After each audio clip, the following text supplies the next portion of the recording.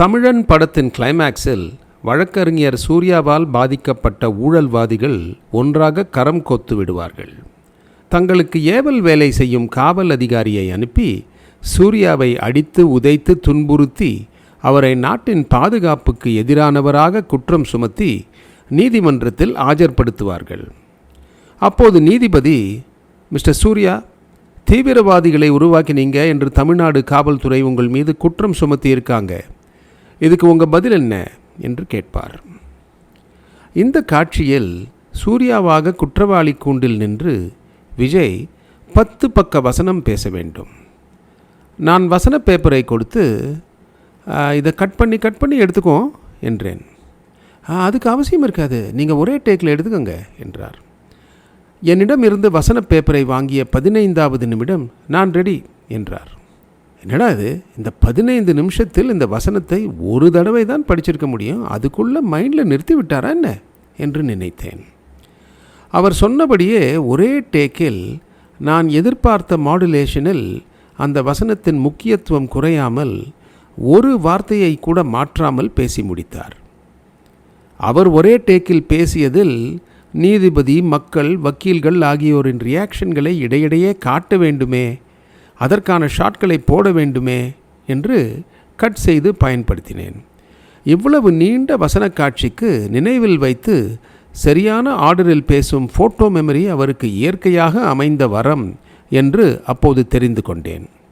வசன காட்சி என்றில்லை, இவ்வளவு வயதிலும் அவர் ஒரு சிறு பையனைப் போல் அவ்வளவு வேகமாகவும் நடனத்துக்கு மிக அவசியமான தளர்வான உடல் மொழியை பிரயோகித்தும் ஆடி வருகிறார்.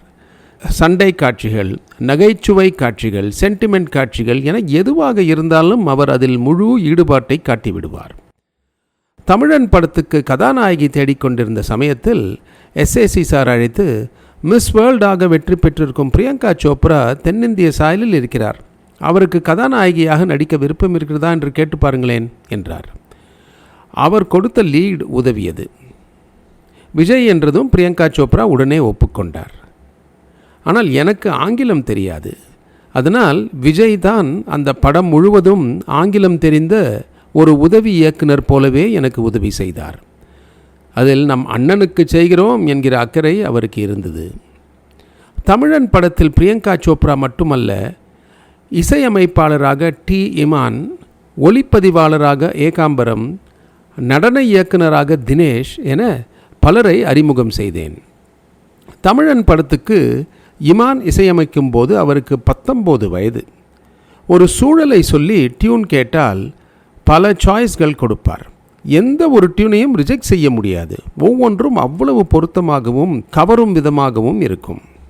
ஏகாம்பரமோ பின்னர் இயற்கை படத்துக்காக தேசிய விருது பெற்றார். தினேஷ் இன்று மிகப்பெரிய டான்ஸ் மாஸ்டர். தமிழன் படத்தில் இன்னொரு மறக்க முடியாத விஷயம், பிரியங்கா சோப்ரா என்னிடம் இந்த படத்தில் பாட எனக்கு ஒரு வாய்ப்பு கொடுங்கள் என்று கேட்டது. எனக்கோ ஒன்றும் புரியவில்லை. இந்தியை தாய்மொழியாக கொண்ட இவர் தமிழ் வார்த்தைகளை புரிந்து சரியாக உச்சரித்து பாட முடியுமா என்று தயங்கினேன். என்றாலும் இந்த விஷயத்தை இமானிடம் எடுத்துச் சென்றேன். அவர், விஜயுடன் இணைந்து பாட வைத்து விடுவோம், எவ்வளவு கஷ்டமாக இருந்தாலும் போட்டி மனப்பான்மையில் பாடிவிடுவார் என்றார். அப்படி உருவானது தான் விஜயும் பிரியங்கா சோப்ராவும் இணைந்து பாடிய உள்ளத்தை கிள்ளாதே கிள்ளி விட்டு செல்லாதே பாடல். அந்த பாடலில் ஒவ்வொரு வார்த்தையையும் அவ்வளவு அழகாக உச்சரித்திருப்பார் பிரியங்கா. பாடல் பதிவின் போது ஒரு சில வார்த்தைகளை உச்சரிப்பதில் தடுமாறிய போது அவருக்கு அவற்றை அழகாக கற்றுக் கொடுத்து பாட வைத்தவர் விஜய். விஜயின் குணங்களில் எனக்கு மிகவும் பிடித்த ஒன்று அலட்டல் இல்லாத அவருடைய அமைதியான குணம். தேவைப்படும் போதுதான் பேசுவார், தேவையில்லாமல் பேச மாட்டார். அவரது அந்த அமைதியான குணத்துக்கு ஒரு வேல்யூ இருக்கிறது என்று நம்புகிறேன். எதற்காக இதை சொல்கிறேன் என்றால், வயது ஆக ஆக அவர் ஒரு ஞானியைப் போல் பக்குவப்பட்ட நிலையின் உச்சத்தில் இருக்கிறார். பாராட்டும் புகழும் எந்த அளவுக்கு அவரை வந்து அடைகிறதோ அதே அளவுக்கு இகழ்ச்சியையும் வசவுகளையும் அவதூறுகளையும் அவர் மீது வீசுகிறவர்களும் இருக்கவே செய்கிறார்கள். இப்போது கள அரசியலுக்கு வந்துவிட்டதால் அவரை தங்கள் அரசியல் எதிரியாக நினைப்பவர்கள் இன்னும் எவ்வளவு விஷயங்களை இட்டுக்கட்டி அவதூறு செய்வார்கள் அல்லது சமயம் எதிர்பார்த்து காத்திருப்பார்கள். ஆனால் இது போன்ற இகழ்ச்சிகளுக்கெல்லாம் அவர் அசைந்து கொடுக்க மாட்டார். இந்த பொறுமைதான் அவரது பலம். அதனால்தான் அவர் இவ்வளவு உயரத்தில் இருக்கிறார்.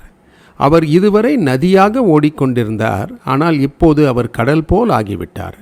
கடலுக்கு மேல் தண்ணீரை கிழித்து கொண்டு கப்பல்கள் போகும். ஆனால் அது பற்றி கவலைப்படாமல் ஆழக்கடல் அமைதியாக இருக்கும். விஜயும் அப்படித்தான்.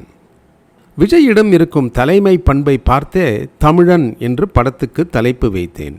மெர்சல் படத்தில் ஆளப்போரான் தமிழன் என்கிற பாடல் இடம்பெற்றது.